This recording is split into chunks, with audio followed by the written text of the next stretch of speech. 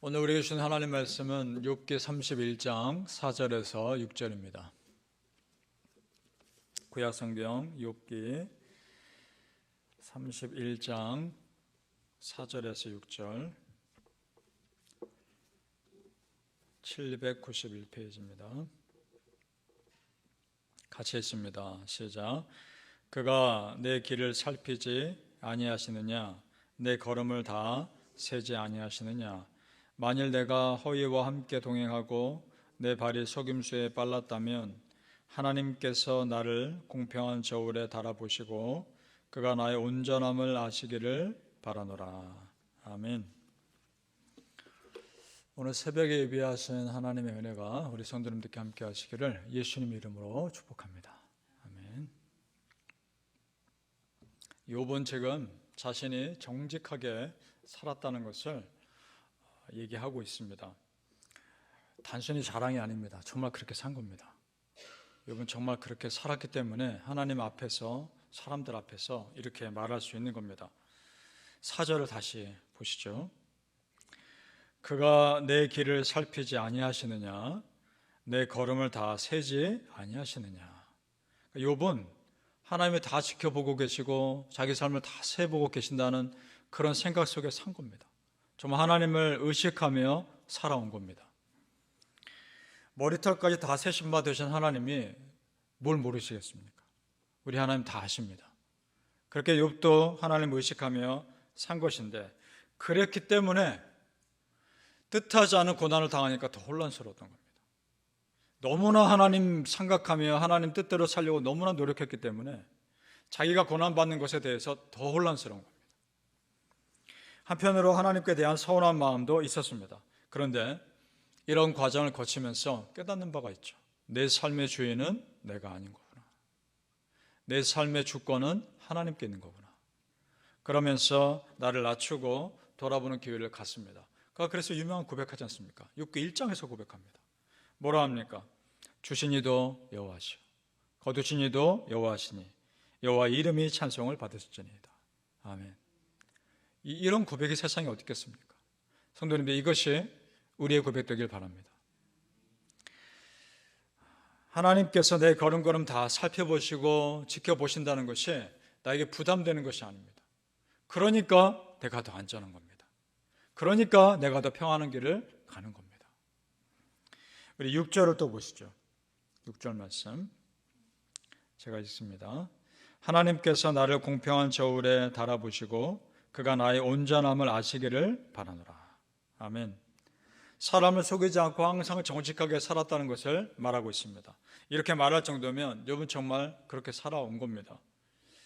그러면 실제로 욥이 어떤 삶을 살았는지 몇 가지를 봅니다. 성경에 보면 특별하게 도와줘야 될 사람들에 대한 세 종류의 사람이 나오죠. 고아와 과부와 나그네입니다. 욥이 그런 사람들을 도와줬습니다. 그 전에 성경에 정말 어떻게 말씀하고 있는지를 먼저 보죠. 신명기 14장 29절에 하나님 말씀하십니다. 너희 중에 분깃이나 기업이 없는 레위인과 네 성중에 거류하는 객과 및 고아와 과부들이 와서 먹고 배부르게 하라. 그래야하면 네 하나님 여호와께서 네 손으로 범사에 내게 복을 주시리라. 아멘. 레위인은 땅을 기업으로 받지 못했으니까 유대인들이 챙겨야 했던 것이고, 거기에 더해서 나그네, 고아, 과부를 언급합니다. 그들을 배부르게 하라. 그러면 하나님이 축복하시겠다 말씀합니다. 이것이 영적 비밀입니다. 왜냐? 그 당시에 나그네와 고아와 과부는 누가 자기를 도와줬을 때 도와준 사람을 갚을 능력이 없는 사람들입니다. 그런 사람들을 도와주면 누가 대신 갚아주신다는 겁니까? 하나님이 대신 갚아주신다는 겁니다. 그것만큼 확실한 보상이 어디 있습니까? 그렇게 하라는 겁니다. 잠언 19장 17절에 또 놀라운 말씀이 있습니다. 가난한 자를 불쌍히 여기는 것은 여호와께 꾸어드리는 것이니 그의 선행을 그에게 갚아주시리라. 가난한 자를 도와주면 하나님께 꿔주는 거란 말입니다. 그걸 누가 갚아주시느냐? 하나님이 갚아주신다는 겁니다. 그 은혜가 있기를 축복합니다. 욥은 그걸 알았던 겁니다. 그래서 그것을 실제로 실천하며 살았던 겁니다. 그럼 어떻게 됐는지 보죠. 우리 18절을 내려가 보시죠. 같이 읽어봅니다. 오늘 31장 18절 말씀 시작. 실상은 내가 젊었을 때부터 고아 기르기를 그의 아비처럼 하였으며 내가 어렸을 때부터 과부를 인도하였노라. 그렇죠? 그 다음 32절입니다. 쭉 내려가셔서 32절 같이 읽어보죠. 시작. 실상은 나그네가 거리에서 자지 아니하도록 나는 행인에게 내 문을 열어 주었노라. 아멘. 그러니까 고아와 과부와 나그네를 정말 실제로 도와주는 삶을 살았던 겁니다. 여러분, 이것이요, 돈이 있다고 할 수 있는 일이 아닙니다.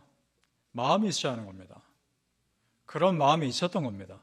그러니까 지금 친구들이 네가 악하게 살았기 때문에 고난받는 거 아니냐, 이 말은 완전히 틀린 말인 겁니다. 하나님은 알고 계시는 거죠. 자, 성도님들, 이것이 중요합니다.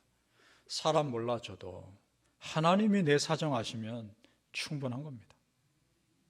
다른 사람이 내 사정 알아주지 않아도 상관없는 겁니다. 실제로 내 삶을 도우시는 분은 하나님이시기 때문입니다. 믿습니까? 물론 고난이 나에게 없으면야 참 좋겠지만 고난을 통해서 주는 유익도 있습니다. 그것은 이 고난을 겪으면서 내가 지금까지 보이는 사람과 상황에만 집중했다면 이제 나의 시선이 보이지 않는 하나님께 올려진다는 겁니다. 그것이 유익입니다.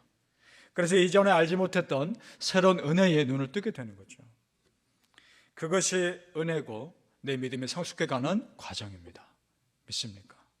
바라기는 성도님들, 실제 나를 도우시는 하나님께 우리의 시선이 항상 머무시기를 예수님의 이름으로 축복합니다. 아멘. 그러나 이런 욥의 변론도 친구들 보기에는 전혀 회개하지 않는 것처럼 보였고 자기의 의를 주장하는 것처럼 보였을 뿐입니다. 그래서 또 다른 사람이 등장합니다. 그 사람이 등장해서 더 단호하게 욥에게 말하는데 그 사람은 엘리후라는 사람입니다. 아마 나이가 어렸던 사람처럼 보입니다. 성경을 읽어보면 32장으로 넘어가 보시죠. 그 다음 장입니다. 32장 2절을 보겠습니다. 제가 읽어보겠습니다. 32장 2절. 람 종족 부스 사람 바라겔의 아들 엘리후가 화를 내니 그가 욥에게 화를 내면 욥이 하나님보다 자기가 의롭다 하며, 엘리후가 느끼게 그랬다는 것이죠. 그러니까 욥이 이전에 착하게 살았던 삶만 생각하며 지금 하나님께서 자기에게 허락하신 고난을 받아들이려 하지 않자 화를 내고 있습니다. 이 사람이 욥에게만 화를 낸 것이 아니라 그의 또 다른 친구들에게도 화를 냅니다. 그가 보기에 너무 답답했거든요. 12절을 가보십시오. 32장 12절입니다. 그가 친구들에게 하는 말입니다. 제가 읽습니다. 12절. 내가 자세히 들은즉 당신들 가운데 욥을 꺾어 그의 말에 대답하는 자가 없도다. 오랜 시간 욥과 친구들의 대화를 들어보니까 그 친구들이 욥의 문제를 정확히 지적하지도 못하고 의미 없는 말만 반복하는 것을 보면서 답답했던 거죠. 참다 이제 본인이 얘기하는 겁니다. 그의 말이 그래서 33장부터 계속 시작되죠. 자, 엘리후가 욥의 상황을 한마디로 정리하는 그 뉘앙스의 말을 하는데 이런 겁니다. 엘리후가 보기에 욥은 이런 겁니다. 나는 잘못이 없는데 그런 나를 하나님이 고난에 빠뜨렸다 라고 생각하는 겁니다. 욥이 지금 그렇게 말하고 있다는 겁니다. 그에 대한 엘리후의 대답이 또 33장부터 나오는 겁니다. 넘어가 보시죠. 33장으로 넘어가셔서 12절을 같이 읽어보겠습니다. 그 말이 틀린 것이 사실 하나도 없습니다. 엘리후가 하는 말 33장 12절 같이 읽어봅니다. 시작. 내가 그대에게 대답하리라. 이 말에 그대가 의롭지 못하니 하나님은 사람보다 크심이니라. 아멘. 비록 내가 이해할 수 없는 상황이 있다 해도 크신 하나님의 계획 속에서 일어나는 일들에 대해서 내가 뭘 할 수 없다는 겁니다. 우리가 뭘 할 수 없는 일이라는 겁니다. 기본적으로 우리 사람은 하나님의 절대 권위 앞에서 머리를 숙이며 순종해야 하는 사람들 아닙니까? 그런 의미에서 그 다음 절을 얘기합니다. 13절 또 같이 읽어보죠. 13절 시작. 하나님께서 사람의 말에 대답하지 않으신다 하여 어찌 하나님과 논쟁하겠느냐. 아멘. 하나님이 침묵하시는 것 같다 해서 어찌 그 하나님께 따질 수 있겠느냐, 그 말입니다. 그저 하나님의 크심에 맡길 뿐이라는 겁니다. 그렇습니다. 성도님들, 내가 위기라고 생각된다 할 때 그때 더욱더 절대적인 믿음이 필요합니다. 그때 더 하나님을 절대적으로 신뢰하셔야 합니다. 그래야 그 위기에서 내가 견디는 겁니다. 엘리후의 말을 듣고 욥 또한 도전을 받았어야 합니다. 어떤 도전이냐? 왜 하나님이 나를 이 고난 가운데 빠뜨리시는가? 그것만 생각할 것이 아니라 하나님이 나를 이 고난 가운데 이겨내게 하시겠지, 나를 이 고난 가운데 허락하신 이유가 무엇일까? 그걸 생각하며 그 믿음 포기하지 말았어야 한다는 겁니다. 그런 도전을 하고 있는 겁니다. 성도님들, 이사야 55장에 그래서 귀한 말씀이 나옵니다. 이사야 55장 8절에서 9절에 이는 내 생각이 너의 생각과 다르며 내 길은 너의 길과 다름이니라. 여호와의 말씀이니라. 이는 하늘이 땅보다 높음 같이 내 길은 너의 길보다 높으며 내 생각은 너의 생각보다 높으니라. 아멘. 그렇습니다. 하나님은 내가 예상하는 것과 다르게 내 삶을 이끌어 가실 수 있습니다. 그것을 인정하십니까? 그렇기 때문에 하나님을 더 믿는 겁니다. 내 생각과 다른 길로 인도하신 하나님이시기 때문에 더 하나님을 붙잡는 겁니다. 바라기는 성도님들, 내 생각과 내 계획보다 결국은 더 좋은 길로 인도하신 하나님 절대적으로 믿으시고 그 하나님 끝까지 신뢰하며 살아가시기를 예수님의 이름으로 축복합니다. 아멘. 기도하겠습니다. 아버지 하나님, 하나님께서 인도하시는 큰 계획 속에 우리가 있다는 것을 고백합니다. 내 뜻대로 인도하시기를 간절히 소망하나 그렇지 아니하실지라도 절대적으로 하나님을 신뢰합니다. 그 길이 나에게 가장 좋은 길임을 믿기 때문입니다. 그러나 아버지 하나님, 우리의 기도하는 그 길을 인도하여 주시옵소서. 하나님께서 원하시는 그 길을 우리가 알지 못하기에 우리는 끝까지 기도합니다.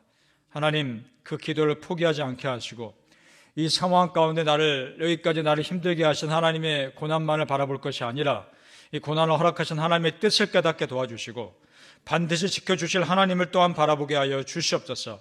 아버지 하나님, 어떤 상황이 있다 할지라도 하나님은 그곳에 나와 함께 계십니다. 그 믿음 절대 흔들리지 않게 하시고 절대 믿음, 절대 신뢰가 나를 믿음으로 이기게 하시며 어려운 상황 가운데 위기에서 건진다는 것을 반드시 믿게 하여 주시옵소서. 감사하며 예수님 이름으로 기도합나이다. 아멘.